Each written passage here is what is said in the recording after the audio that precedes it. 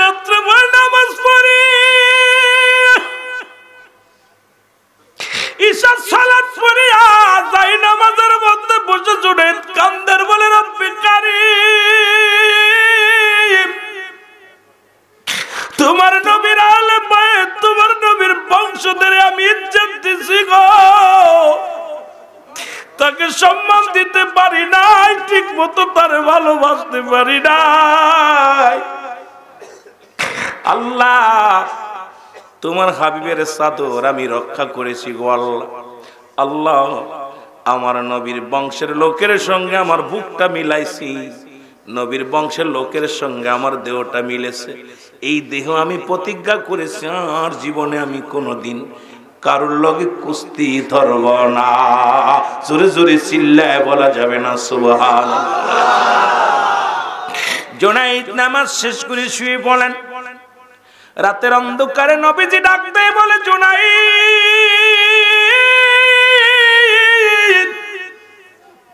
জুনায়েদ রে, তোর হাবিবরে তুই এত ভালোবাসিস, কুস্তি মেরে জুনায়েদ, জুনায়েদ রে, আজকে হাজারো জনতার সামনে আমার বংশের মানুষের ইজ্জত দিছি রে জুনায়েদ। জুনায়েদ রে, ডান দিকে তাকায়া দেখ, বাম দিকে তাকায়া দেখ, পিছনে তাকায়া দেখ, সামনে তাকায়া দেখ। রাসূলুল্লাহ বলে, জুনায়েদ রে, ওই জান্নাতের মধ্যে সুন্দর বালাখানা তোর জন্য অপেক্ষা করে। জোরে বলা যাবে না সুবহানাল্লাহ। আজকে যারা সেই নবীর চাদর ধরে টানাটানি করে, সেই নবীরে যারা কষ্ট দেয়, নবী বলেন হায়াতি খায়রুল লাকুম, আমার হায়াতের জিন্দেগিটা আমার উম্মতের জন্য কল্যাণ স্বরূপ। ও আলেমরা শোনো, শরীয়তে নবী, তরিকাতে নবী, হাকিকতে নবী। নবী বলে, উম্মতিরা রে, আমাকে আল্লাহ দুনিয়ায় পাঠাইছে, আমি আগমন করেছি আমার উম্মতের কল্যাণের জন্য। কারণ আমি আমার উম্মতের সঙ্গে কথাবার্তা বলতে পেরেছি। আমি আমার এই জন্য এই কথাটা মনে পড়ে যায়, জামানার মহাকামেল খাজা বাবাকে বাংলার জমিনে পাইছি, এটা আমরা ধন্য। জোরে বলেন ঠিক কিনা? আমার ভাইরা, আমার বন্ধুরা, জুনায়েদ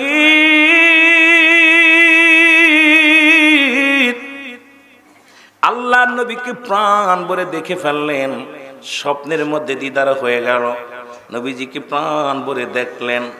এবার জুনায়েদ প্রতিজ্ঞা করলেন, আমার নবী দোয়া করে আর বলে, জুনায়েদ রে, তুই টেনশন করিস না, এই বাগদাদ নগরে আল্লাহ রাব্বুল আলামিন আমার ইজ্জত রক্ষা করার জন্য, আমার আহলে বায়তকে সম্মান করার জন্য, আমার বংশকে সম্মান করার জন্য আল্লাহ রাব্বুল আলামিন তোমার নামটা আল্লাহর ওলির দপ্তরে লেখা দিয়েছে। জোরে বলেন সুবহানাল্লাহ।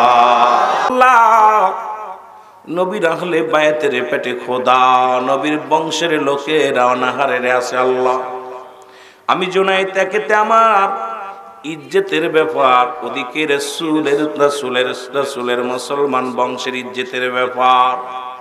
আল্লাহ, আমি কই যাব? জুনায়েদ বাগদাদি বলে, আল্লাহ এই বাগদাদ নগরের সব চাইতে বড় বীর আমি। আজকে যদি এই মানুষটার কাছে পরাজয় হয়ে যায়, ইজ্জত চলে যাবে। ওদিকে রাসূল যদি উনাকে পরাজয় করি, উনি যদি জয় লাভ করে, তাহলে আমারও ইজ্জত চলে যাবে। কোন দিকে যাব? ভাবনা পড়ে আর চোখের পানি ছেড়ে কান্দার বলে, আল্লাহ এই মহাবিপদের মুসিবতের সময় তুমি সমাধান দিয়ে দাও আমার আল্লাহ। জোরে জোরে চিল্লায় বলা যাবে না আল্লাহু আকবার।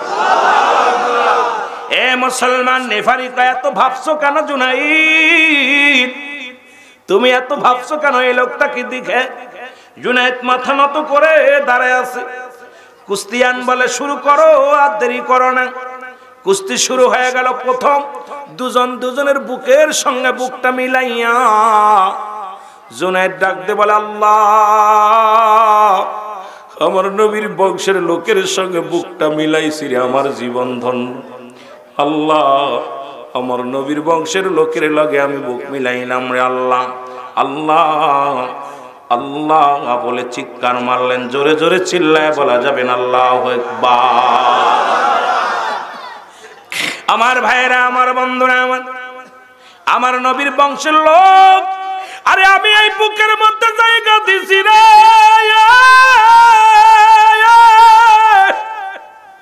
আমি কেমনে তারে মাটিতে লুটা দিব? সম্ভব নয়, সম্ভব নয়। আরে আমার নবীর বংশের লোকের গায়ে আমি হাত দেব রে, এটা আমি কেমনে করে হাত উঠাইব? চিৎকার করে কাঁদতে লাগলেন জুনাইদ। প্রথমবার নিজেই পরাজয় হলেন, জমিনের মধ্যে পড়ে গেলেন। পড়ে যাওয়ার পর লোকজনের সবাই রাগান্বিত হয়ে গেলেন জুনাইদের দিকে। জুনাইদ রে, যার সনে 10-12 জন মানুষ পারে না, সামান্য একজন অ্যাংলা মানুষ, তার কাছে তুমি পরাজয় মানলে। জুনাইদের বুকের উপরে উঠিয়া উল্লাস শুরু করে দিলেন লোকটা। লোকজনে আবার দ্বিতীয়বার একই অবস্থা, বুকের সঙ্গে টান্দে ধরে রাখলেন। জুনাইদ খালি জড়ায়া ধরে চোখের পানিগুলো ছেড়ে দেয়। লোকজন আশ্চর্য হয়ে যায়, এমন কি শক্তি আছে লোকটার ভিতরে? এই লোকটার গায়ে তো কোনো বল নাই, গায়ের মধ্যে কোনো জোর নাই, তারপরেও কেন জুনাইদ তাকে ফেলাইতে পারে না? এবারও জুনাইদ পরাজয় মানলেন। তৃতীয়বার যখন শুরু হলো, রাজা নিজে এসে কয়ে জুনাইদের, এবার আমার ইজ্জত লাগে, আমার ইজ্জতের বিষয়। বগদাদ নগরে সব চাইতে বড় বীর তুমি, আজকে যদি পরাজয় মানো আমার নাক কাটা যাবে, আমার লজ্জা দিও না রে জুনাইদ। জুনাইদ এইবার দাঁড়াইলেন, দাঁড়াইয়া চিন্তা করে গেল, আরে আমার নবীর বংশরা না খেয়ে আছে, আমি জুনাইদ জয়লাভ করবো না। জুনাইদ তৃতীয়বার জমিনের মধ্যে পড়ে গেছে। জুনাইদের বুকের পরে বসে কুস্তিবীর উল্লাস যখন শুরু করেছে, জুনাইদ ওঠে না, উঠতে পারে না রে। এইবার সবাই তারে বিজয় ঘোষণা করলেন, সোনা দানা টাকা পয়সা দিলেন। লোকটা বলে, ও জুনাইদ, ওদেরকে বলে দাও নবীর বংশের লোকেরা না খেয়ে আছে, কিছু শস্য দানা দিতে বল। আরে আমি যাব, তারপরে ছোট ছোট মাসুম বাচ্চার মুখে আমি কানা দিব। জুনাইদ রে, ও জুনাইদ, এত পুরস্কারের আমার দরকার নাই, আমার কিছু শস্য দানার দরকার, আমার কিছু খাবারের ব্যবস্থা করমাও, আমার কিছু খাজুর খরমার ব্যবস্থা করে দাও, যেটা নিয়ে আমি নগদ নগদ তাদের মুখে দিতে পারবো। জোরে জোরে চিল্লায় বলা যাবে না আল্লাহু আকবার। ওরে প্রেম করিয়া বুইল না জীবনে, রাইখো মনে, বল প্রেম করিয়া বুইল না জীবনে, বল প্রেম করিয়া বুইল নাজি বনে, রাইখো মনে, আর প্রেম করিয়া। বেলাল ছিল নবীর ভক্ত,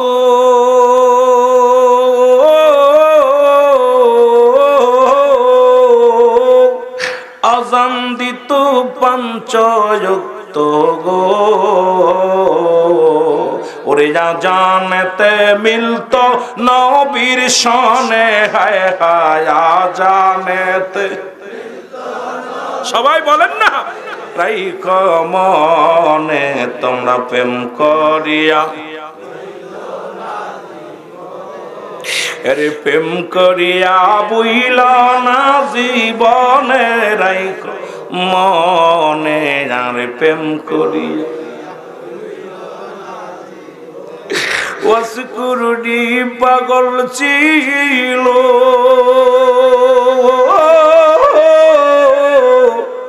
বত্রিশ দাঁত ভাঙ্গেছিল গো, ওরে নবীজিকে না দেখানা অনে, হায় হায় নবীজিকে না দেখল নয়নে, রাইখো মনে, আর প্রেম করিয়া বইল না জীবনে, তোমরা প্রেম করিয়া রাইখো মনে, আর প্রেম করিয়া।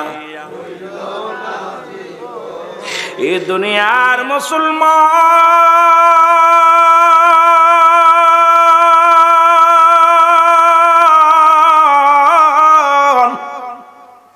বাগদাদ নগরে সবাই জুনাইদের উপরে রাগান্বিত হলো গো, সবাই ক্ষিপ্ত হয়ে গেলেন। জুনাইদ বলে, শুনে নাও শুনে নাও, আজ থেকে আমি সত্যার কসম করে বলি আমি আর কুস্তি খেলবো না, জীবনে আর কোনোদিন কারোর লগে কুস্তি ধরব না। সবাই বলে, জুনাইদ রে কি বলতে চাও? কয় না না না না, কারণ আমার এই বুকের মধ্যে আমি নবীর আহলে বায়াতে নিছি, আরে নবীর আশিক রে আমার বুকের মধ্যে জড়ায়া ধরছি, এই বুকের মধ্যে আর কাউকে নিতে চাই না। জুনাইদ একটা রাত্রে ভর নামাজ পড়ে ঈশার সালাত পড়ে যায় নামাজের মধ্যে বসে জুনাইদ কান্দের বলে, রব্বি কারীম, তোমার নবীর আহলে বায়াত, তোমার নবীর বংশধরে আমি ইজ্জত দিছি গো, তাকে সম্মান দিতে পারি নাই, ঠিক মতো তারে ভালোবাসতে পারি নাই। আল্লাহ তোমার হাবিবের চাদর আমি রক্ষা করেছি গো আল্লাহ।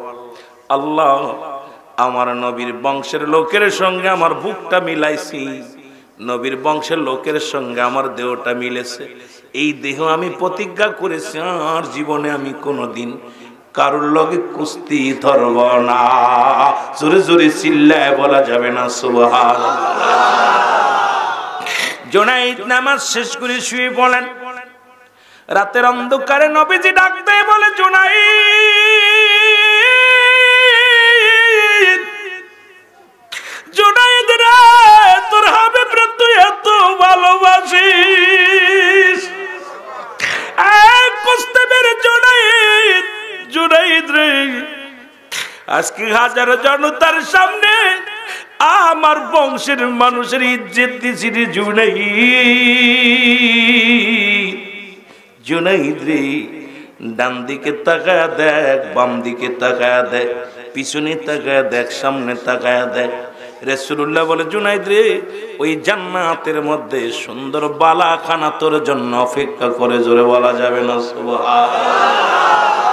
আজকে যারা সেই নবীর চাদর ধরে টানাটানি করে, সেই নবীর যারা কষ্ট দেয়, নবী বলেন হায়াতি খায়রুল লাকুম, আমার হায়াতের জিন্দেগিটা আমার উম্মতের জন্য কল্যাণ স্বরূপ। ও আলেমরা শোনো, শরীয়তে নবী, তরিকাতে নবী, হাকিকতে নবী। নবী বলে, উম্মতিরা রে, আমাকে আল্লাহ দুনিয়ায় পাঠাইছে, আমি আগমন করেছি আমার উম্মতের কল্যাণের জন্য, কারণ আমি আমার উম্মতের সঙ্গে কথাবার্তা বলতে পেরেছি। আমি আমার এই জন্য এই কথাটা মনে পড়ে যায়, জামানার মহাকামেল খাজা বাবাকে বাংলার জমিনে পাইছি, এটা আমরা ধন্য। জোরে বলেন ঠিক কিনা? আমার ভাইরা, আমার বন্ধুরা, জুনাইদ আল্লাহর নবীকে প্রাণ ভরে দেখে ফেললেন, স্বপ্নের মধ্যে দিদার হয়ে গেল, নবীজিকে প্রাণ ভরে দেখলেন। এবার জুনাইদ প্রতিজ্ঞা করলেন, আমার নবী দোয়া করে আর বলে, জুনাইদ রে, তুই টেনশন করিস না, এই বাগদাদ নগরে আল্লাহ রাব্বুল আলামিন আমার ইজ্জত রক্ষা করার জন্য, আমার আহলে বায়াতকে সম্মান করার জন্য, আমার বংশকে সম্মান করার জন্য আল্লাহ রাব্বুল আলামিন তোমার নামটা আল্লাহর ওলির দপ্তরে লেখা দিয়েছে। জোরে বলেন সুবহানাল্লাহ। আর একটু জোরে। নবী প্রেম সুধা পান কর সবে মনবে, দনা যত না জোরাইবে। বলেন, নবী প্রেম সুধা পান কর সবে মনবে, দনা যত না জোরাই।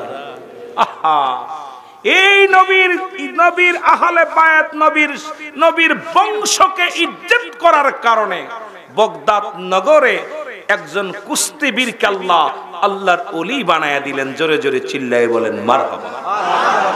আর একটু জোরে। এমনকি আল্লাহ তাকে স্বপ্নের মধ্যে দেখাইলেন, জুনাইদ, আমার হাবিবকে সম্মান করার কারণে, আমার হাবিবের বংশকে সম্মান করার কারণে তোমাকে জান্নাতের ভিতরে বিশাল বিশাল বিল্ডিং বালাখানা বানিয়ে রাখছে আমি আল্লাহ। এইটা হবে তোমার স্থান। কারণ আমার নবীর ইজ্জতের চাদর রক্ষা করার কারণে আজকে আমরা, আমার জাকের ভাইরা, আমরা সুন্নি ভাইরা যারা আমার রাসূলের সম্মান শুনলে আমরা চোখের পানি এসে যায়, মুনাফিকদের মুখটা বেজার হয়ে যায়। জোরে বলেন ঠিক কি না? এ আমার ভাইরা, আমার বন্ধুরা, আমার আবার উনার কদমে ছোঁয়া পায়া চোর হয়ে গেল মুসলমান, আল্লাহর ওলি হয়ে গেল। কথা যেহেতু শুরু করেছি, কোন দিক থেকে কোন দিকে যাব সময় নষ্ট করব না, আপনাদের বেশি কষ্ট দিব না। যে তরিকাতের আলোচনা, তরিকাতের কিছু কথা বলবো, অনেক আলোচনা এসে যায় বাবা। 2-4 ঘন্টা নিয়ে আপনাদের বসে আলোচনা শেষ করতে পারা যাবে না। একজন হাত কাটা চোর, বগদাদ নগরের সবচেয়ে প্রশিক্ষণ প্রাপ্ত চোর, নাম হলো সাবেদ। নাম কি? এই সাবেদ নামে একজন চোর, উনারা হাতটা কাটা ছিল। যারা আল্লাহর ওলি খাজা বাবার দরবারে যান, যারা ওলি আল্লাহর কথা বলে, আল্লাহ সূরা ইউনূসের মধ্যে 11 নম্বর পারা 62 নম্বর আয়াত আল্লাহ নিজেই ঘোষণা করে, আলা সাবধান, ইন্না নিশ্চয়, আলা ইন্না উলিয়াল্লাহি, আল্লাহর তরফ থেকে যারা ওলি হয়, লা নাই খাউফুন শব্দের অর্থ হয় ওলা যদি অবস্থান করে হুমদের উপরে জানুন, তাদের কোনো চিন্তা নাই, ভাবনা নাই। মেরকাত সরে মেরকাতের 10ম খণ্ড 722 নম্বর পৃষ্ঠা, তাফসীরুল বায়ান 5ম খণ্ড 524 নম্বর পৃষ্ঠা। বাবা পৃষ্ঠাগুলো গণবেন, কিতাবের নাম শুনবেন। আমি আস্তে আস্তে বলছি, কোরআন হাদিস ইজমা কেস দিয়ে কথা বলবো, আস্তে আস্তে আমরা আগাই। রাসূল বলে, আলা সাবধান, ইন্না নিশ্চয়, আলা ইন্না উলিয়াল্লাহি, আল্লাহর তরফ থেকে যারা ওলি হয়, লা ইয়ামুত, তাদের মৃত্যু নাই। এমন একজন কামেল পীরের হাতে বায়াত গ্রহণ করেছি আমরা, জাকের ভাইরা ধন্য হয়েছি। জোরে বলেন ঠিক কিনা? আমার ভাইরা, আমার বন্ধুরা, আমার একটু আগে আগে বসেন, বাইরের পিছনে বসার জায়গা দেন না, অনেক একটু বসতে দেন, বাইরে দাঁড়ায় থাকবে না, কেউ দাঁড়ায় থাকবে না, একটু জিকির করতে করতে সবাই একটু আগায় বসবেন। ইসমে জাত আল্লাহ আল্লাহ,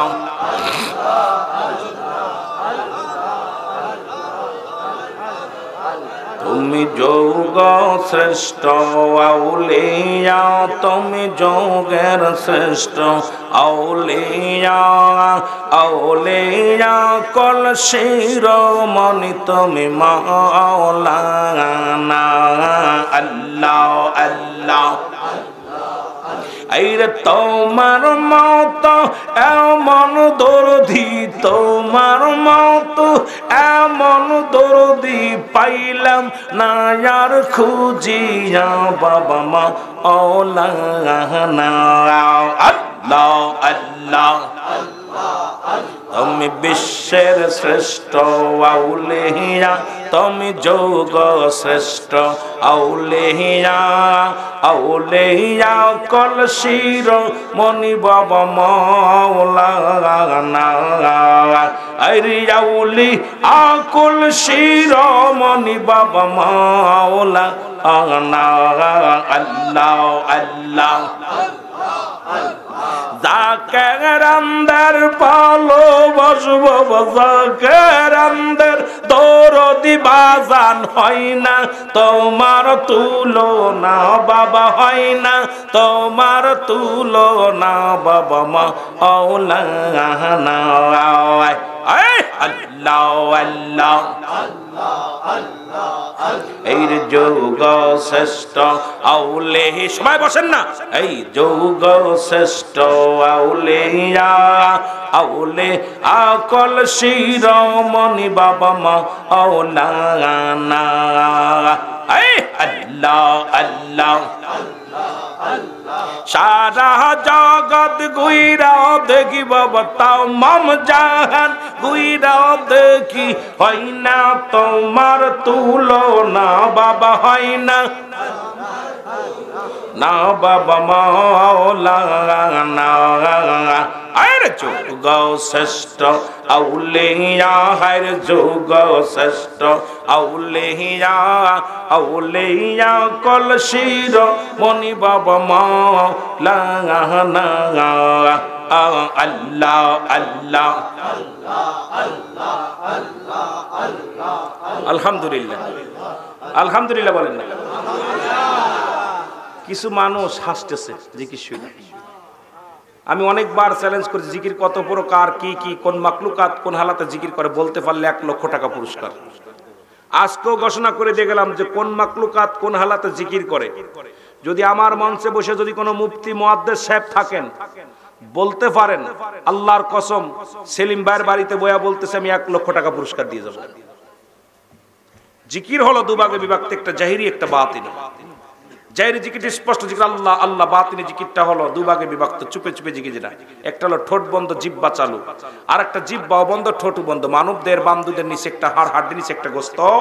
আরবিতে বলে কলব, ইংলিশে বলে হার্ট, বাংলায় বলে হৃৎপিণ্ড। এটা যাদের পবিত্র, সমস্ত দেহরাজ্য পবিত্র। জোরে বলেন সুবহানাল্লাহ। এই জিকির আবার 4 ভাগে বিভক্ত। দলিল তিরমিজি শরীফের 2য় খণ্ড 175 নাম্বার পৃষ্ঠা। কথা বুঝেননি?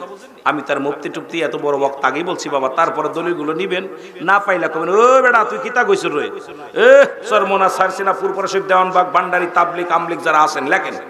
তিরমিজি শরীফের 2য় খণ্ড 175 নাম্বার পৃষ্ঠা। এতদিন জিকির করেছেন আল্লাহ আল্লাহর জিকির নয়, এই জিকিরটার নাম হলো ইসমে জাতের জিকির, আল্লাহ আল্লাহ আল্লাহ জিকির। বাইহাকি শুআইবুল ঈমানের 1ম খণ্ড 337 338 নাম্বার পৃষ্ঠা। এতদিন জিকির করেছেন কালেমার জিকির নয়, এই জিকিরটার নাম হলো নাফি জাতের জিকির, লা ইলাহা ইল্লাল্লাহু মুহাম্মাদুর রাসূলুল্লাহ। মুসলমান কানজুল মানের 1ম খণ্ড 214 নাম্বার পৃষ্ঠা। এতদিন জিকির করেছেন তওবার জিকির নয়, এই জিকিরটার নাম হলো কুওয়াতের জিকির, লা হাওলা লা কুওয়াতা ইল্লা বিল্লাহ।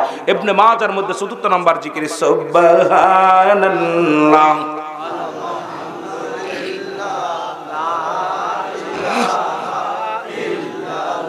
আমিন বলেন, আমিন বলেন। গলা ব্যথা হয়ে যাচ্ছে, কারণ এত কষ্ট হচ্ছে কথা বলতে, টানতেছে না কথা, খুব কষ্ট হচ্ছে। তারপরেও বলতে হবে, কারণ অল্প একটু সময় আপনাদের কষ্ট দিব। এখন জিকির যেটা বলতেছিলাম, এখন আপনারা বলতে পারেন হুজুর এই 4 ভাগে বিভক্ত জিকির। প্রথমত জিকির শব্দের অর্থ স্মরণ করা। একমাত্র মানুষ এবং গাছ আল্লাহর দরবারে মাথা নোয়ায় নোয়ায় জিকির করে, সুবহানাল্লাহ বলেন না? আর একটু জোরে বলেন। এখন এই জিকিরের বিষয় আপনি বলেন হুজুর এটা মানলাম নাই, কিন্তু আপনারা জিকির করে যে এই যে মাথা ঝুঁকায়, সবচেয়ে বড় জিকির করে কোরআনের হাফেজ গুলো। বিসমিল্লাহির রাহমানির রহিম, ইন্নাল্লাযীনা ক্বালু রাব্বুনাল্লাহু সুম্মা ইসতাকামু তাতানাজ্জালুল মালাইকাতু আল্লাহ। ওরে বাবা রে বাবা, ওরে জিগাইবে রে বাট পারে, তুইও করতেছিস কে? কয় ভাই কোরআন এত জাদু, কোরআন যখন পড়ি এর ভিতরে এত মধু, পড়লেই কেন যেন কে যেন ঝুলিয়ে দেয়। জোরে বলেন ঠিক কিনা? কোরআন পড়তে গেলে ঝুল। সবচেয়ে বেশি জিকির করে কারা? কোরআনের হাফেজ। হাফেজ আছে নাকি কেউ? ঝোলে না? এইরকম ঝোলে এ বাবা। আর আমরা আল্লাহ আল্লাহ, ভাই অনেক মুসলিম ইল্লাহ করতেছে, কিন্তু তাতে দোষ নেই। আমরা আল্লাহ আল্লাহ জিকির করতে হাসতেছে। মুনাফিক সিনার উপায় হলো যখন জিকির করবে অলসতা করবে, যখন নামাজ পড়বে গাফিলতি করবে। এই অলসতা করবে নামাজ পড়তে গেলে, গাফিলতি করবে জিকির করতে গেলে। মুনাফিক সিনার উপায়। এই মুনাফিক গুলো যারা দেখবেন হাসতে, জিকির সময় হাসে, এটা সবচেয়ে বড় মুনাফিক। আর মুনাফিকদের জন্য আল্লাহ কমিনান নাস, মানুষের মধ্যে মায়াকুলু, তারা বলবে আমান্না, ঈমান আনছে বিল্লাহি, আল্লাহর প্রতি, অবিল আখির, আখিরাতের প্রতি বিশ্বাস স্থাপন করছে, মা হুম বিমুমিনিন। এই মুনাফিকেরা হন রাসূলের দরবারে মুনাফিকরা আসা যা করত, নবীকেও ধোঁকা দিতে গেছে। কোরআন আমার আব্বার কিতাব না, কোরআন হাদিস আমার আব্বার দেই নাই, আটশি হুজুর দেয় নাই, কোরআন হাদিস আল্লাহ আল্লাহ রাসূলের কিতাব। জোরে বলেন ঠিক কিনা? আল্লাহ বলে হাবিব ওই মানুষের মধ্যে বেঈমান আছে, মুনাফিক আছে। এই মুনাফিক গুলো আপনার কাছে যাবে, বলবে ইমানদার মুত্তাকিন বলে দাবি করে। নবী বলে না, আল্লাহ কয় না, ওদের জন্য আমি রেখে দিলাম উইদ্দাতুল কাফিরিন, ওই কাফের বেঈমান মুনাফিকদের জন্য প্রস্তুতি আছে 7টা জাহান্নাম। কয়টা জাহান্নাম? যাবেন নি? কয়টা জাহান্নাম? এই দলিল ছাড়া কথা কইতাম না, ভয় নাই, ধৈর্য ধরেন। কথা বোঝেন নাই? নথি ছাড়া কথা কইতাম না। আমার বাবারা এবার বলে হুজুর এই যে গজল গাইলেন, ঠিক আছে, মাথা নাড়লো, আপনি গজল গাইলেন, এই গজল গা জায়েজ নাই। যদি কোনো দলিল দিতে পারে কোনো মায়ের পুত, জীবনে গজল গাইব না। যদি কোনো মায়ের পুত এখানে থাকেন যে আমি গজল গা জায়েজ নাই, জীবনে একটাও গাবো না। রাসূলের দরবারে 2টা মেম্বার ছিল। একটা মেম্বারে নবীজি খুতবা দিতেন, আর একটা মেম্বারে সাহাবীরা নবীজিকে নাচ শোনাতো, গজল শোনাতো, কবিতা আবৃত্তি করে শোনাইতেন। তার মধ্যে একজন হলো আহসান বিন সাবিত। নবীজির কদমের মধ্যে নাচ শোনাতো, গজল শোনাতো, আর নামটা শোন সাহাবীর। খালি কিতাবাদি না পইরা বাইরে এডা নাই ওডা নাই পারছি লেখাপড়া করছস, ওই ব্যঞ্জন বর্ণ স্বরবর্ণ ঠিক আছে, ক্লাস 1 এ পড়ে সরে আম আম পুঁথি কি আম আম কইব না বানান করব? কথা কয় না। ক্লাস 1 এ পড়ে সরে আম কি আম, টুথি যখন উঠবে ও কি ওই আবার বানান করে পড়বো? ও কি বলবো? এবার বলবো আম, যেরকম ঠিক কিনা? যা যাবরকে যাকার মজাম, এখনো বানান করব। যখন 5 পড়বো তখন কি করব? বানান করব। ওরে ওই যে ব্যঞ্জন বর্ণ স্বরবর্ণ ঠিকই আছে, পড়ার ধারণ বদলে গেছে। জোরে বলেন ঠিক কিনা? একই হরফ দিয়া ব্যঞ্জন বর্ণ স্বরবর্ণ দিয়া ডিগ্রি, মাস্টার ডিগ্রি, এম আপনার সেই কি পিএইচডি যত ডিগ্রি আছে সব ওই একই অক্ষর দিয়া। জোরে বলেন ঠিক কিনা? পড়ার ধারণ বদলে যায়। এখন মৌলবীরা টুতি পইরা, কারণ প্রাইমারিতে পইরা হাই স্কুলের জ্ঞান নিতে চায়, হাই স্কুলে পইরা কলেজের জ্ঞান নিতে চায় না, সম্ভব নয়। এই জন্য অ্যারিস্টটল, সক্রেটিস বই লেখার পর বলছে নো থাইসেলফ, নিজেকে নিজে চিনতে হবে, মানার অফ নফস। কথা বুঝেননি? উলুবনে মুক্তা বাংলায় তো বুঝাইতে পারি না, ইংরেজি আর কই কব, আরবি আর কই কব, বাংলা আমি তো বুঝি না। কথা কইতে নি রে বা, সবচেয়ে কঠিন ভাষা বাংলা। যেটা বলেন ঠিক কিনা? আয়া দৌড়ে এসে দুটো ইংলিশ কইলাম আর আরবি কইলাম মনে কর বড় বক্তা না। কথা হলো কি, আমি তো বাংলাই কথা কইতে পারি না। কথা বুঝেননি? বাংলাই কথা কইতে পারি না, বুঝি কত ভুল যায় বাংলায়। বাংলাদেশের মানুষ আমরা বাংলায় কথা বল, জানেন কত চট্টির মাথা কাটতে আর ফুটা দিতে হয়। আর ওদিকে 15টায় নুক্তা আছে, 15 হলো 16টায় নুক্তা নাই। আর এদিকে এই যে সরুয়া সরে আর ক খ, এই যে কত ভেজাল ভেজাল মার্কা মানুষ বাবা। এই দেশে বাংলা ভাষা আল্লাহ দান করেছিল, এই জন্য কিছু কথা কইতে পারি বাবা। তবে বইয়ের ভাষা প্রয়োগ করা কঠিন ব্যাপার। জোরে বলেন ঠিক কিনা? কথা কন না কেন? বোঝেন আমার কথা? আপনাদের মাদারীপুর কয় বকরি, আমরা কই ছাগল। কথা বোঝেন? কি কয়? বরকি, বরকি। আর আমরা কই ছাগল। কথা বুঝেননি?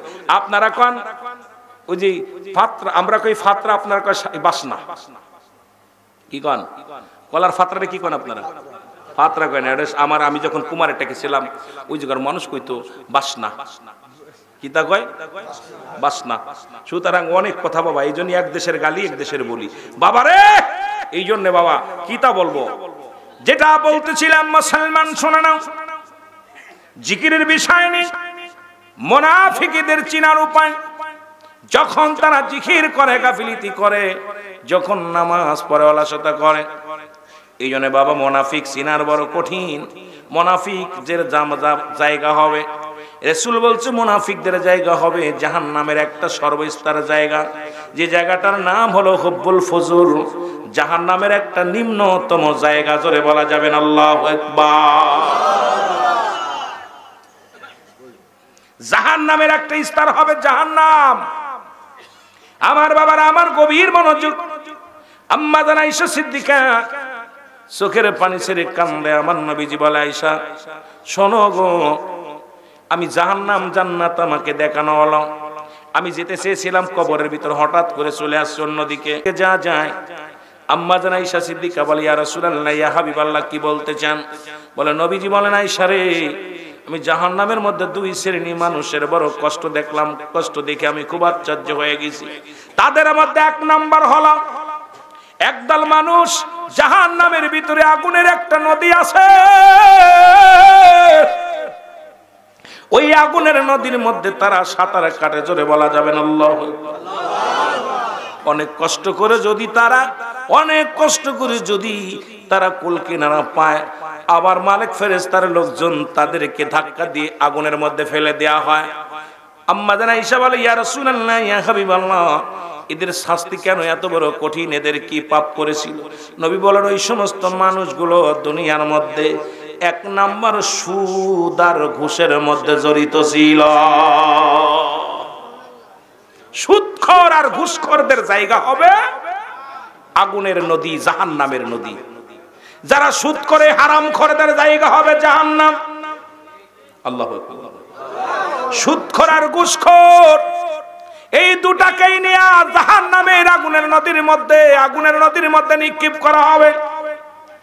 আর একটা দল, নবীজি বললেন, তারা কষ্ট করে আমল করত, দুনিয়ার মধ্যে নামাজ, শরীয়তের নামাজ পড়তো, কোরআন তেলাওয়াত করত, ইবাদত বন্দেগী করত, তারপরেও তারা আমল শূন্য হয়ে দুনিয়া থেকে উঠবে। তারা কবর উঠবে, হাসরের ময়দান উঠবে।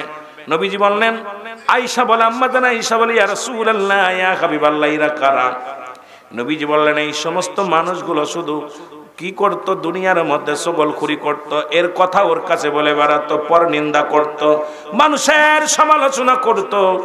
এই মানুষগুলো যখন আপনার বিরুদ্ধে আমি সমালোচনা করব, যখন আপনার এই গুণাগুণ যদি ভিতরে না থাকে, আপনার আমল নামা থেকে সব কেটে চলে আসবে আমার আমল নামায়, আপনি আমল শূন্য হয়ে যাবেন।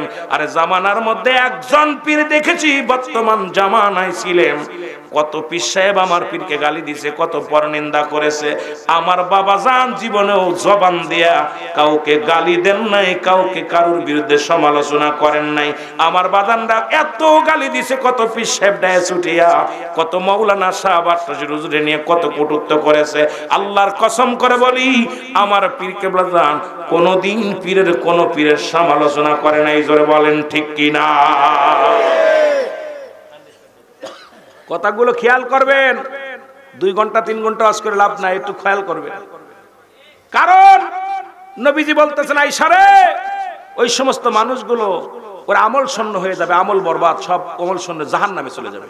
তা আমি আমার এই কথাটা হাদিসটা দেখা পরে আমি আশ্চর্য হয়ে গেলাম যে আমার পীরকে কতজন কাফের বলছে, কতজন কত কথা বলছে। আমার পীর কোনোদিন প্রতিবাদ, বাবা ওরা বোঝে না, বলছে আল্লাহ ওদেরকে ক্ষমা করুক, ওরা যেদিন বুঝবে সেদিন আসবে। ঠিক কিনা? ঠিক কিনা? এই জন্য মনের ভিতরে পড়ে গেল বলে কথাটা বললাম। আমার ভাইরা, আমার বন্ধুরা, আমার গভীর মনোযোগ। আমি যেদিকে যাইতেছিলাম, জুনায়েদ বাগদাদী হাত কাটা সাবেদের কথা মনে আসেনি? কথা বলে না। চোর সাবেদ একদিন রাত্রে বেলা চুরি করার জন্য চলে আসছেন জুনায়েদ বাগদাদী বাগদাদ নগরের মধ্যে। আর জুনায়েদ বাগদাদী এমন একজন পীর ছিলেন, এমন একজন আল্লাহর ওলি ছিল, তার ঘরের মধ্যে সোনা দানা ছিল না, টাকা পয়সা ছিল না। এখন আমার দেশের পীরেদের তো অভাব নাই। আমার দেশের পীরেদের কত বিঘে জমি নিজেই বলতে পারে না। আমার দেশের পীরেদের কত খান বাড়ি আছে বলতে পারে না। আমার দেশের পীরেদের কতটা বউ আছে নিজেরা বলতে পারে না। আমার দেশের পীরদের কত অবৈধ সম্পদ আছে বলতে পারে না। কিন্তু জুনায়েদ বাগদাদী একটা ব্যতিক্রম পীর। তার ঘরের মধ্যে শুধু জায়নামাজ আর তাসবিহ আর কিছু পাঞ্জাবি ছাড়া ঘরের মধ্যে অন্য কিছু পাওয়া যায় নাই। জোরে বলা যাবে না আল্লাহু আকবার। পীর কারে বলে দেখেন। আমার ভাইরা, আমার বন্ধুরা, আমার জুনায়েদ বাগদাদী রাতের অন্ধকারে তাহাজ্জুদের নামাজ পড়িয়া রব্বে কারীমের দরবারে হাত উঠায় কান্দে। এই ফাঁকে দরজা খোলা, চোর ঢুকছে ঘরের মধ্যে। চোর সাবেদ ঘরের মধ্যে ঢুকেছে বাগদাদ নগরে। চোরে ঢুকে দেখে ঘরের মধ্যে সব খালি পানির একটা পাতিল, খানার একটা বটিল, ভিতরে ঢোকে কিছুই পায় না। বড় আশ্চর্য হয়ে গেলেন। আরে চুরি করতে আসে, 2 দিন না খেয়ে আসি, এখন চুরি করতে আসে যদি কিছু না পায় আর কার বাড়ি যাবে? এদিকে সকালও হয়ে যাচ্ছে। এই চুরি করে আমি সরতে পারবো না, ধরা পড়ে যাব। উনি কি করলেন? চিন্তা করে যদিও পুরন পাঞ্জাবি টাবি যা আছে এগুলো চুরি করি, যদি কিছু বেচা যায়। সাবেদ কি করলেন? এক হাত দিয়ে জায়নামাজ, তাসবিহ, পাঞ্জাবি গুলো, যত কাপড় চোপড় যা ছিল সবগুলো এক জায়গায় গুছায় চিন্তা করলো সবগুলো বিক্রি করলে হয়তো এক বেলা খাবার হবে। তবে যেহেতু চুরি করতে ঢুকেছি সবগুলো নিয়ে যাব। এখন চুরি করিয়া বান্দার জন্য বিশাল একটা বোঝা বানাইছে। বোঝা বানাইয়া উঠাতে পারে না, এক হাত বেটার বানতেও পারে না। বান্দার জন্য দাঁত দিয়ে এক পাশে রশি ধরে টান দেয়, আর এক হাত দিয়ে বা হাত দিয়ে টান দেয়।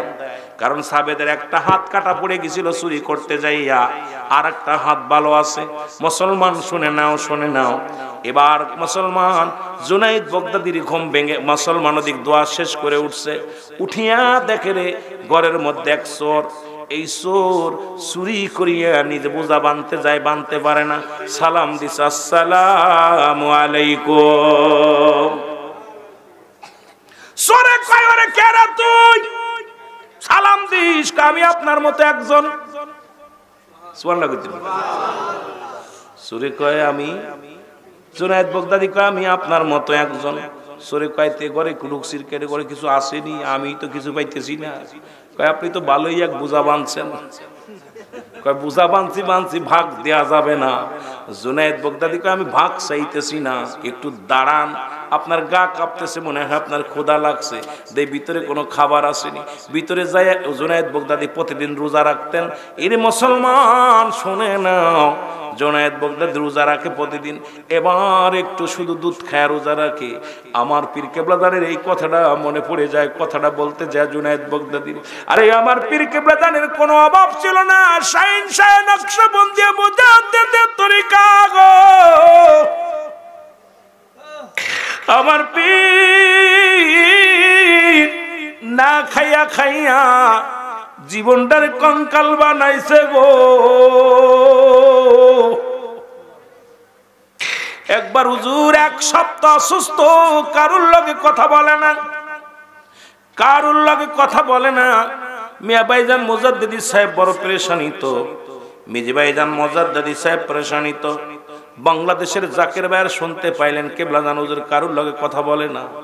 জাকের ভাইয়েরা পঙ্গপালের মতো ছুটে ছুটে হুজুরকে দেখতে গেলেন, কত কি খাবার নিয়ে গেলেন। হুজুর খানাও খায় না, কথাও বলে না। বড় ডাক্তার দেখানো হলো, কোনো ডাক্তার রোগ পায় না। মুসলমান শুনে বিবিএস ডাক্তার দেখানো হলো। ডাক্তার এসে হুজুরের হাতটা ধরলেন, হাতটা ধরে বলে হুজুরের কোনো রোগ নাই। জোরে বলা যাবে না সুবহানাল্লাহ। ডাক্তার বলে ও মিয়া ভাইজানকে ডাক দে, বলে ভাইজান আপনার আব্বার দেহের মধ্যে কোনো রোগ নাই।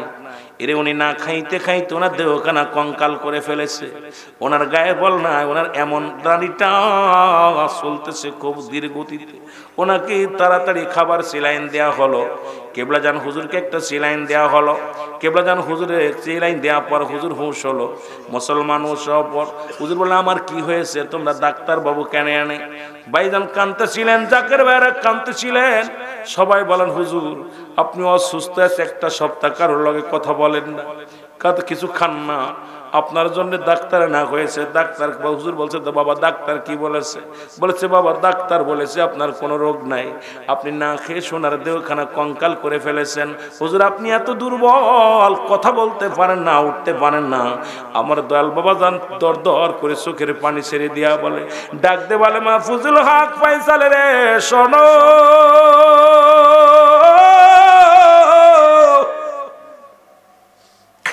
আমার তো মন চাই খাইতে। যখন আমি খানা নিয়ে সামনে বসি,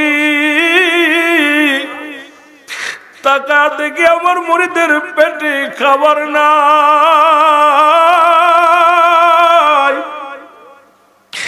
আমার মুরিদের পণ্যে খাবার নাই, পুরীদের পণ্যে কাপড় নাই। আমি মুজাদ্দিদ এই জন্য খাইতে পারি না বাবা, আমি এই জন্য খাবার খাই না। যখন তাকায় দেখি আমার অনেক মুরিদ না খেয়ে ঘুমায় আছে। বাবা আমি যদি খেয়ে ঘুমায় যাই আল্লাহর দরবারে আমি কি জবাব দিব? জোরে বলেন আল্লাহু আকবার। এর মুর্শিদ আমার পাগল বানাইছে, বলেন বান্দা আমার আমাইকে বোঝাইয়া দিবে রে, আমাইকে শিখাইয়া বন্ধু আমার। আমরা বান্ধবেরি প্রেমে পড়েছি,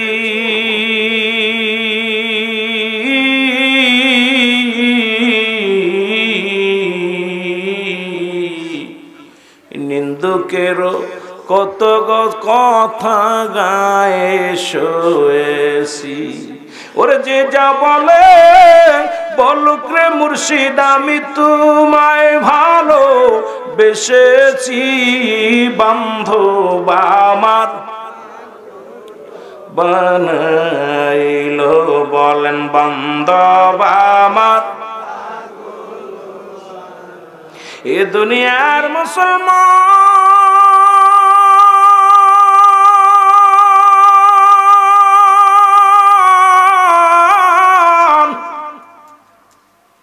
জুনায়েদ বাগদাদি দুধটা নিজ হাতে গরম করে আনিয়া সরকে বললেন ভাই আপনি খেয়ে নেন, গায়ে বল হবে। সরকে দুধের বোতল দিলেন, দুধটা খাইয়া পান করিয়া সরে বলে আপনি কি বাড়ির মালিক নাকি? সত্যি করে বলেন, কারণ আপনি আমাকে আপ্যায়ন করেন, নিশ্চিত আপনি বাড়ির মালিক। জুনায়েদ বাগদাদি কয় না বাবা আমি আপনার মতো একজন। জোরে বলা যাবে না আল্লাহু আকবার। জুনায়েদ বাগদাদি ডাক দে বলে আল্লাহ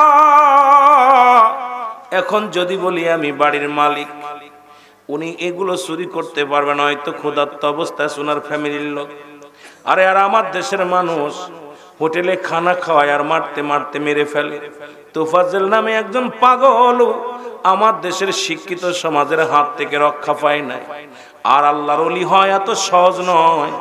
আল্লাহর ওলি চিন্তা করে, আল্লাহ ও দায় থেকে বিপদে পড়ে আমার ঘরে চুরি করতে আসছে, এখন যদি আমি তাড়িয়ে দিই, এখন যদি আল্লাহ আমি ধরে ফেলি, ওই তোর বাল বাচ্চাগুলো না খেয়ে থাকবে। আরে যাক, আমি পরিচয় গোপন করলেন। আল্লাহর ওলি বলে, বাবা আমি চোর নয়, আমি আপনার মতো একজন। জোরে বলা যাবেন আল্লাহু আকবার। এ দেশের যুবকেরা শোনাবো, এবার জুনায়েদ বাগদাদী বুঝাটা বানলেন। বান্দিয়া দিয়া কয়, হুজুর, সোরে হুজুর বলতেছে, জুনায়েদ বাগদাদী ভাই আপনি এত বড় বোঝা নিতে পারবেন না, আমার মাথা উঠাই দেন, আমি আপনার সহযোগিতা করি। সুরে মুসলমান সাবেত বলে, সাবেত ডাক দে বলে, হুজুর সাবেত ডাক দে বলে, বেটা তুই নতুন চোরনি, এত কষ্টে মালামাল গুছাইছি, তোরে ভাগ দিবার না। আল্লাহর ওলি জুনায়েদ বাগদাদী বলে, বাবা ভাগ লাগবে না, আমি তোমার বোঝাটা বহন করে দিই। কয় তালি দিতে পারো? এবার বোঝাটা মাথার মধ্যে নিলেন জুনায়েদ বাগদাদী। মাথার মধ্যে নিয়ে কয়, হুজুর আপনি আগে আগে যান, আমি পিছে পিছে। জুনায়েদ বাগদাদী পিছে পিছে বোঝা নিয়ে যায়। সাবেত চোর আস্তে আস্তে আগে আগে আগে আগে যায়। জোরে বলা যাবেন আল্লাহু আকবার। এরে আল্লাহর ওলি ক্ষুধার্ত অবস্থা আনতে পারে না, সারাদিন রোজা রাখছে গো, ক্লান্ত মানুষ। এত বড় কুস্তিয়ান একজন ক্লান্ত হয়ে গেছে, দেহটারে মাটির মানুষ বানায় গেছে।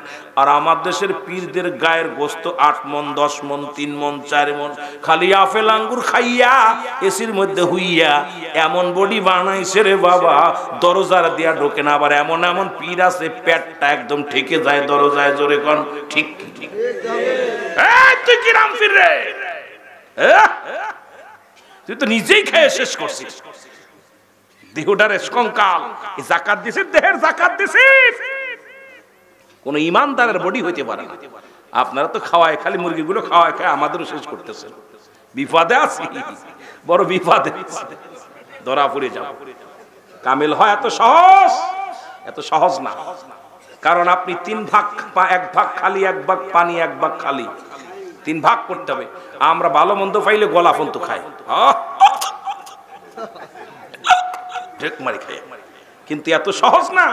নবীজি পেটে পাথর বাঁধছে, আট্টশির হুজুরের পেট আর পিঠে এক হয়ে গেছে। জোরে বলেন ঠিক কিনা? এত সহজ। দেখবেন যত ক্ষুধা লাগবে আপনার ভিতর থেকে কান্না আসবে, যত আপনার ক্লান্ত দেহটা হবে তোকে আল্লাহকে ডাকতে মজা লাগবে। আল্লাহ আল্লাহ বলবেন, চোখ দিয়ে পানি এসে যাবে। আর আপনার যত উদার ভরে খাবেন, ভিতরে প্রেম আসে না। এই জন্য খানা কমাবেন, গম কমাবেন, খানা আর গম এই দুটা কমায় দেবেন, দেখবেন আপনার ভিতর থেকে প্রেম জাগবে, আল্লাহর প্রতি ভয় আসবে, কবরের প্রতি ভয় আসবে। আপনি খাচ্ছেন পেট ভরে, খিদে নাই, ওলাস নাই, একদম দেহটা ভালো চলতেছে না, একদম ম্যারাডোনার মতো। যখন ঠিকই নাই, ভয় আছে, বড় বিপদ। আমার ভাইয়েরা, আমার বন্ধুরা, আমার হাই হাই 12:30 বাজে গেছে। বন্ধুরা আমার শুনেলেন, যে কথা বলতেছিলাম, জুনায়েদ বাগদাদীর মুখে চোখে ঘুষি মারে, লাথি মারে, পিছে যখন পড়ে যায় সাবেত ধরে ধরে মারে। আর মার খায়, কয় নতুন চোর, চুরি করতে আইছিস, হাঁটতে পারিস না, তাই চুরি করতে আইছিস, কেন মার দেয়? বিশাল একটা ব্রিজ সামনে বেঁধে যায়। এই ব্রিজটা যখন উঠতে যায়, জুনায়েদ বাগদাদী বোঝা নিয়ে জমিনের মধ্যে পড়ে যায়। সাবেত এসে জুনায়েদ বাগদাদীর গায়ের মধ্যে 2টা লাথি মেরে দিছে। লাথি খায়া চোখের পানি ছেড়ে কান্দে। সরে কয় যে তুই কষ্ট পাইছিনি? কয় না ভাই, কষ্ট পাই নাই, আপনি আমার মেহমান, আপনার মেহমানদারি করতে পারি নাই, আপনার উপকার করতে পারি নাই, এটাই তো আমি বড় অপরাধী করেছি। আপনার বোঝা কেন আমি বহন করে নিতে পারছি না, এটা আমার বড় অপরাধ। এর অনেক কষ্ট করে বোঝা টান্দে উঠা দিয়া গো। এবার বাড়িতে পৌঁছায় দিয়া বলে, হুজুর ডাকতে বলে, সাবেত রে তোমার বাড়িতে আমি মালামাল পৌঁছায় দিলাম, এবার যাই। কই কিছু ভাগ নেবে না? কই ভাগ লাগবে না, আমি ভাগ চাই না, আমি আপনার মতো একজন নতুন প্রশিক্ষণ নিতেছি, ভাগ চাই না, যাই আমি চলে যাই। বলছে আপনি আমার বাড়িতে গেছেন, আমি আপনার ঠিক মতো যত্ন করতে পারি নাই, আপনার খেদমত করতে পারি নাই, আমি রব্বি কারিমের দরবারে কি জবাব দিব বলেই রওনা হয়ে গেছে। চোর আর হাকিকত বুঝতে পারে নাই। এবার জুনায়েদ বাগদাদি বিদায়ের পরে চোর চিন্তা করে, তারে এত মারা মারলাম, তারে লাথি ঘুষি মারলাম, তাকে গালি দিলাম, একটা প্রতিবাদ করলো না। লোকটা যদিও নতুন চোর, কিন্তু চোরের তো আর জীবনে দেখি নাই। এই দাড়িওয়ালা টুপিওয়ালা ব্যক্তিরা কম কষ্ট দিলাম না, একবারও প্রতিবাদ করলো না। এই লোকটারে আমি খবর নিব, এই লোকটাকে আগে আগামীকাল আমি খবর নিব। জোরে বলা যাবে না আল্লাহু আকবার। পরের দিন সকালবেলা উঠিয়া চলে আসলে এলাকার মধ্যে, কুনিয়ার মধ্যে ধরেন চলে আইছে। এসে সাবেদ ডাকতে বলে, ভাই ওই বাড়ি ডাকার আপনারা চেনেননি? ছোট ছোট বাচ্চাদের জিগায়, বাবারা শোনো, ওই বাড়িতে কে বাস করে? বলে ওটা তো আমাদের হুজুরের বাড়ি। বাচ্চারা বলে ওটা আমাদের হুজুরের বাড়ি। কয় হুজুরের নাম কি? আপনি কি চেন? আপনার বাড়ি কয়? কয় বগদাদ নগরে। কয় তুমি বগদাদ নগরে বাস করো, আমার হুজুরের বাড়ি চেনো না? উনি আর কেউ নয়, উনি হলো জুনাইদ বাগদাদি। আরো জোরে, উনি হলো জুনাইদ বাগদাদি। সরে সাবেদ বসে পড়ছে জমিনের মধ্যে। আল্লাহ, আমি কার লগে বেয়াদবি করলাম? আরে আমি বুঝতে পেরেছি রে, যখনই আমার দুধের পেয়ালা আমার হাতে ধরায়া দিছে, আমি চোর, আমার শোনে, আমি তাকে গালি দিয়েছি, আমি তাকে মারছি, একটা প্রতিবাদ করে নাই। আল্লাহ, আমি বড় অপরাধী রে, আমি বড় ভুল করেছি। দৌড়ায়া সাবেদ চোর, রাত কাটা চোর দৌড়ায়া গেছে আল্লাহর ওলির দপ্তরে। মানে যে যায় নামাজটাই পড়বে নামাজ, সেই যায় নামাজটাও চুরি করে নিয়ে গেছে। এখন আল্লাহর ওলি জমিনের মধ্যে মাটির মধ্যে বসিয়া চোখের পানি ছেড়ে কান্দার বলে, আল্লাহ, গত রাত্রে আমার বাড়ি যে চোরটা ছিল ক্ষুধার্ত অবস্থায়, আল্লাহ আমি তার যত্ন করতে পারি নাই। এই লোকটা হয়তো ক্ষুধার্ত অবস্থা আছে, আল্লাহ তার ফ্যামিলির মানুষগুলো হয়তো না খেয়ে আছে। আল্লাহ, আমার তুমি এত সম্পদ দাও না যে আমি তারা বিলিয়ে দিব। আল্লাহ, আল্লাহ, ওকে তুমি ধনী বানায়া দাও জমিনের মধ্যে। আল্লাহর কাছে কান্দার বল, আল্লাহ তুমি তাকে অভাবনাটন দূর করে দাও। আল্লাহ সেজন্য ওই পথ থেকে ফিরে আসিয়া যেন বড় কামেল হইতে পারে। আল্লাহর দরবারে দোয়া করে, দৌড়ে যায় সাবেদ, দৌড়ে যায় আল্লাহর ওলির কদমের মধ্যে পড়ে গেছে। আরে পড়িয়া কান্দে, আল্লাহর ওলি গো,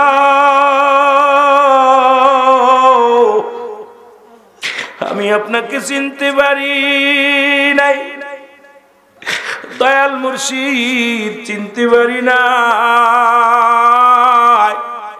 আমার আপনি ক্ষমা করে দেন, জীবনে আর চুরি করব না। আপনাকে গালি দিছি, মন্দ বলেছি, আপনি কষ্ট পেয়েছেন। আল্লাহর জুনাইদ বাগদাদি ডাক দে কয়, বাবা আমি তো কষ্ট পাই নাই, আপনি আমার মেহমান হয়ে আসলেন, আমি কেন আপনার বাড়ি এগুলো পৌঁছায় দিয়ে আসলাম না? অপরাধ তো আমি করেছি বাবা, আপনার মালামাল আমি ঠিক মতো টেনে দিতে পারি না, অপরাধ তো আমি করেছি। এ মুসলমান, এ মুসলমান, সাবেদ কি করলেন? হাত কাটা চোর সাবেদ তওবা করলেন আর দোয়া করলেন, বলেন আশহাদু আল্লা ইলাহা ইল্লাল্লাহু ওয়াহদাহু লা শারীকা লাহু ওয়া আশহাদু আন্না মুহাম্মাদান আবদুহু ওয়া রাসূলুহু। জোরে বলেন সুবহানাল্লাহ। তওবা করে নিলেন, কালেমা পড়ে নিলেন। এই হাত কাটা সাবেদ আল্লাহর ওলির খাতিরে জগৎ বিখ্যাত একজন আল্লাহর ওলি বানায়া দিলেন আল্লাহ। আল্লাহর ওলির কদমে পড়িয়া, এই জন্য আল্লাহর ওলিরা হলো পরশ পাথর। আটশির দরবারে কত গুন্ডা যায়, কত বদমাইশ যায়, কত খারাপ মানুষ, প্রকৃত মানুষগুলো যায়। আমার কেবলা জানের শাহাদত আঙ্গুলের ছোঁয়া পাইয়া এই দুনিয়ায় হাজার হাজার মুর্দাদের জিন্দা হয়ে গেছে। জোরে বলেন ঠিক কিনা? কত সন্তারাস, কত গুন্ডা, গুন্ডামি ছেড়ে দিছে, সন্ত্রাস ছেড়ে দিছে, খুন খারাপি ছেড়ে দিছে। কত মানুষ আটশির দরবারে যাইয়া আমার জানা মতে কত মস্তান মানি করছে, গাঁজা গুলি নিয়ে ব্যস্ত ছিল। আমার দয়ালের এক নজর চেহারা দেখা পর এই পরশ পাথরের ছোঁয়া পাইয়া, আটশির হুজুর হলো একটা পরশ পাথর, এই জামানার পরশ পাথর। আমার দয়ালের কদমে যাইয়া এই মানুষগুলো ঈমানদার হয়ে গেছে। জোরে বলেন ঠিক কিনা? কামেল মোকামেল আমার বাবা মাওলানা বল কামেল মকাম আমার বাজান আরে দুনয়নে দেখলে তারে দূর হইত যন্ত্রণা বল দুনয়নে দেখলে তারে দূর হইত বাবা তুমি ভালোবাসো তোমার ভালোবাসার নাই তুলনা বলো খাজা তুমি তোমার ভালোবাসার নাই তুলনা আর সেলিম পাগলে কান্দে বসে আর রুগল পাগলে কান্দে বসে তুমি আমায় ভুলিল না সবাই যার যার নাম বলে দরবারে আরে আশেকেরা কান্দি বসে তুমি আমায় ভুলো না আল্লাহু আকবার মুর্শিদ গো তোমার দয়ার অসংখ্য মানুষ আমার একদিন কেবলা জান হুজুর কেমন চোর বাটপার আমার জানা মতে আমি ক্লাস 1 থেকে দরবারে লেখাপড়া করেছি দরবার থেকে যখন আমি ক্লাস 9 এর ছাত্র তখন এটা ক্যাসেট করলাম আমার সেলিম ভাই প্রথম ক্যাসেটও ছিল মাটির মানুষ সোনার মদিনা পূর্ণিমা চাঁদ কত ক্যাসেট করলাম জীবনে কত জিকির কত ওয়াজ আমার বাবারা তো হুজুর পাক আমি দেখছি থাকতে তখন দরবারে চোর ধরা পড়লি তাদেরকে আদর করে নিয়ে যেয়ে 3 দিন খাওয়ানো হতো 4 দিন খাওয়ানো হতো সবুজ ক্যাম্পে নিয়ে তাদেরকে আরাম করে খাওয়ানো হতো খাওয়াইয়া ওর শরীফ শেষ হইলে তার হাদিয়া দিয়া তার কাছে কি দেওয়া তো জানেন পকেট বাড়ি কোন নামক যা কত খরচ হবে সেই টাকা বাদে 500 টাকা এক্সট্রা দিয়া হুজুর বলতেন বাবা ওদেরকে বিদায় করে দেন ওই চোর দেখছি পরের সপ্তাহে দরবারে খালি কান্নাকাটি করছে আল্লাহু আকবার বলেন সব পরিবর্তন হয়ে গেছে এখন তো দূরে পিটান এ ভাই আল্লাহর কসম আমি নিজে দেখেছি তখন আমার বড় ভাই সবুজ ভাই চাকরি ওই করতো কাজ করতো খেদমত করতো চোর ধরে ধরে আনতো আর আমি বইয়া বইয়া শীত দেখ তুমি কি চুরি করছো মোবাইল চুরি করছো তুমি কি চুরি করছো কয় টাকা চুরি করছো তুমি কি চুরি করছো ঘড়ি চুরি করছি আর তুই চুরি করলি কেন কয় ভাই ভুল হয়ে গেছে এদেরকে আইনা দরবার খাবার খাওয়াইতো বাহিনীর মানুষগুলো খাবার যত্ন করে এনে খাওয়াইতো আরে মুর্শিদ কত ভালোবাসতো কোনোদিন একটা চোরের গায়ে হাত দিতে দেন না আমার পীরের সামনে চোর ধরা পড়লে হুজুর মারতে দেন নাই হুজুর বলছে বাবা ওরা অত বিপদে পড়ে আর অভ্যাস করতে পরিবর্তন করার চেষ্টা করো আল্লাহ করবে হিদায়াতের মালিক তা আমি না বাবা আল্লাহ হিদায়াত করুক জোরে বলেন আমিন আমার বাবারা এই জন্য এমন মুর্শিদ কি পাওয়া জগতে আছে রে ভাই দেখেন না আমার পীরের দরবারে একজন চুরি করে আনছে মাছ চুরি করে আনছে কই মাছ মারছে মাইরা চুরি করে নিয়ে হুজুরের দরবার নজরে না দিছে হুজুর তো হুজুর আপনার জন্য তাজা কই আনছে আর কই খেলে আপনার গায়ে তার রক্ত হইব হুজুরের জন্য যত্ন করে নিয়ে গেছে হুজুরি বলছে বাবা মাছগুলো এতগুলো আনছেন তো সবাই বলছে পাকশালায় নিয়ে যান ছোট পাকশালায় নিয়ে যান হুজুর বলছে না বাবা এদিকে আনেন এদিকে আনেন হুজুর একবার হাতের মধ্যে একটা লাঠি নিয়ে বলছে বাবা এই জায়গা ঢেলে দেন ডাইলা দিচ্ছে যে মাছগুলো ডাইলা দিচ্ছে মাছগুলো একা একা কানে বেয়ে বেয়ে চলে যাচ্ছে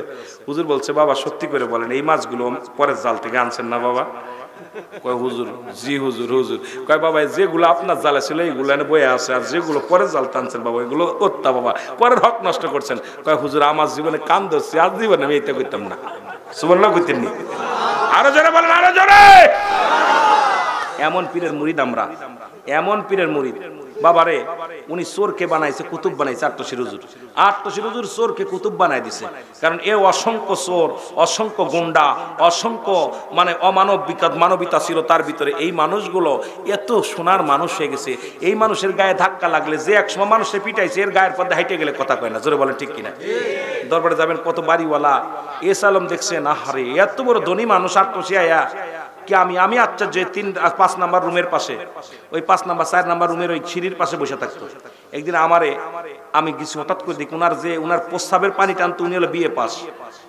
এত বড় অফিসার এস আলম যিনি বাংলাদেশের বড় ধনী এই ধনী লোকটা আটশি আয়া ওই সিঁড়ির নিচে শুয়ে রয়েছে তা আমি একদিন যে বলছি হুজুর ভাইজান কিছু না মনে করলে তোমার তবে চিনা লাগে তুমি কি দরবারে গজল গাও? আমি কই জি আমি গজল গাই। আমি সেই রুহুল আমিন। ও জোড়া দিচ্ছে, তুমি তো আট্টশির হুজুরের তুমি পুরস্কার পাইছো, সেই রুহুল আমিন? আমি কই জি। কেন আট্টশির হুজুর আমার হাতে ধরে পুরস্কার দিছে। আমার সেই ছোট রুহুল আমিন যখন 18 ফাল্গুনে বিদায় দিয়ে খাজা হুজুর গাইছি, আমার চাচা আবুল হাসেম যশোরী সাহেব আমার কোলে করে ধরছে। আমি এরকম ছোট মানুষ, পিচ্ছি মানুষ, হাফ প্যান্ট পরা অবস্থায় গজল গাইছি, হুজুর টাইকা নিয়ে বুকের ভিতর নিয়েছে একাধিকবার। আমার এই জীবনে বড় সার্থক। এই জন্য আমার গলারে এত বেরোই, গলার যত্ন করি না, ওষুধ খাই না, কিছু খাই না, কই ছেড়া দিছি খাজার বাবার নামে, যা করিস করে গে। 3-4টা প্রতিদিন এইভাবে চলছে, খালি শিক্ষারি কথা বুঝলেন। তা হুজুর পাক আমারে মাথায় হাত বুলাই দিছে, গায়ে হাত বুলাই দিছে। তা উনি এসালাম বলতে, আমি বলছি হুজুর ভাইজান আপনি এত বড় ধনী মানুষ, এই ধুলার মধ্যে পড়ে থাকে। কয় কপাল লাগে, আট্টশি দরবারে দুলা বালি লাগানো এটা কপাল লাগে। সুবহানাল্লাহ বলেন না। উনার মতো মানুষ বলতেছে আট্টশি দরবারে এই ধুলা বালি লাগানো কপাল লাগে, ভাগ্য গুণে ধুলার বালি লাগানো যায়। এর রুহুল আমিন তুমি কি মনে করো এই দরবারে ধুলাবালি সবার কপালে জোটে না?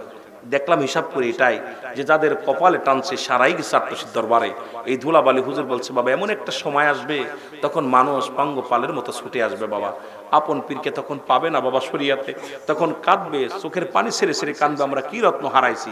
এখনো অনেক ভাইয়েরা ভুলের মধ্যে আছেন।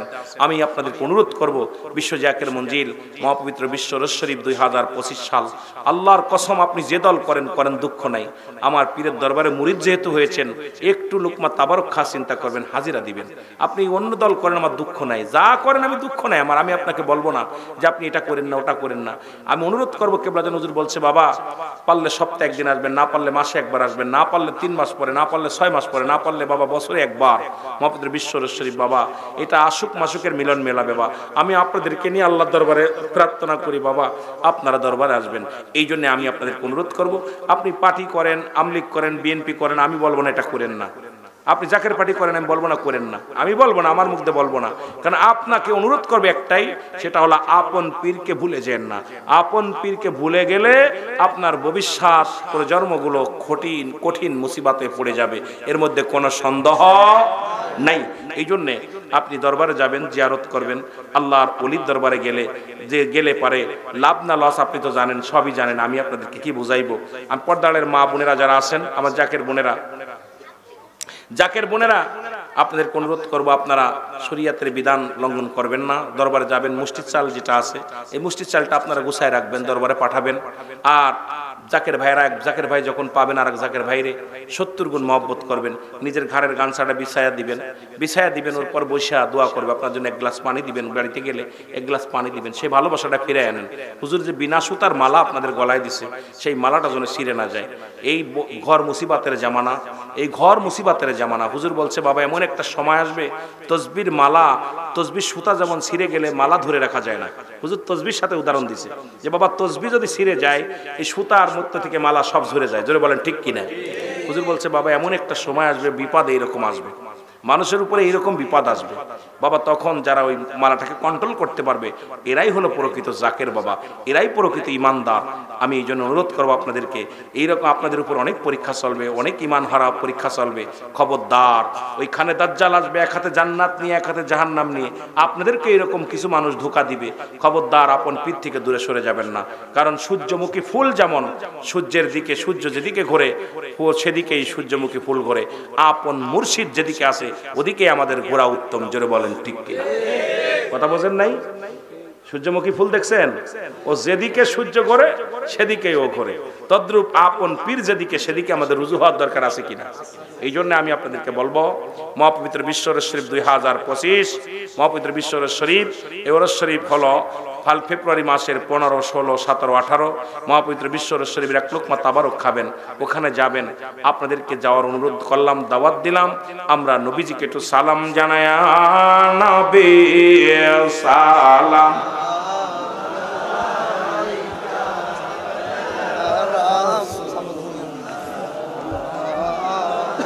বল বল, ইয়া